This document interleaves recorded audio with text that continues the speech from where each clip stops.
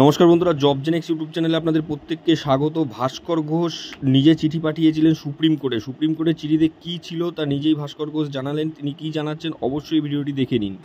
আমাদের দীর্ঘদিন থেকে এটা নিয়ে আলোচনা চলছিল, যেভাবে সুপ্রিম কোর্টে এই মহার্ঘ ভাতার যে মামলা, বকেয়া মহার্ঘ ভাতার যে মামলা, সেটা দীর্ঘদিন থেকে ঝুলে রয়েছে। কিসের গাফিলতি, কেন ঝুলছে, সেটা আমরা সেই প্রসঙ্গে যাচ্ছি না। কিন্তু আলটিমেটলি যারা বঞ্চিত মানুষ, তারা বঞ্চিত হচ্ছেন আরো বেশি করে।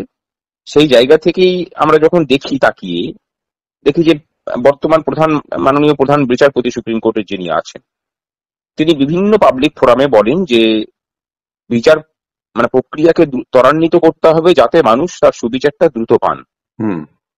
অথচ এই রাজ্যের বয়স্ক পেনশনার সহ সরকারি কর্মচারীরা তাদের হকের যে ডিএ, যেখানে ডিভিশন বেঞ্চ, হাইকোর্টের ডিভিশন বেঞ্চ অর্ডার দিয়েছে যে সেটা মিটিয়ে দিতে, সেই মামলার শুনানিটুকু পর্যন্ত করাতে পারে না। বিগত 2 বছর ধরে 12 বার সেটার শুনানি পিছিয়ে যায়। তাহলে উনি যে কথা সুপ্রিম কোর্টের প্রধান হিসেবে বলছেন, সেই কথা কিন্তু ওনার প্রতিষ্ঠানই মানছে না। এই জায়গা থেকে বর্তমান প্রেক্ষাপটে আবার একটা আদর্শ ন্যায় সংহিতা চালু হচ্ছে, যেখানে দ্রুত বিচার প্রক্রিয়া শেষ করার কথা কেন্দ্র সরকার সহ বিচার ব্যবস্থা বলছে।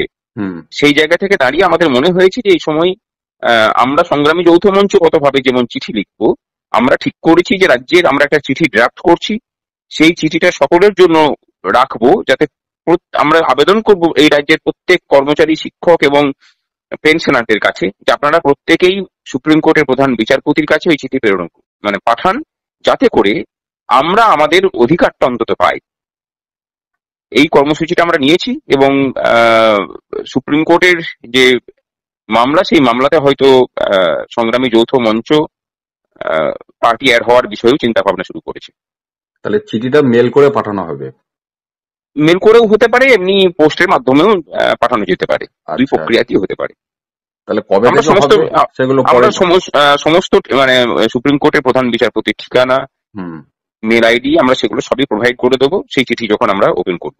আচ্ছা, বুঝতে হবে। খুব দ্রুত আমরা সেটা জানিয়েও দিতে পারবো।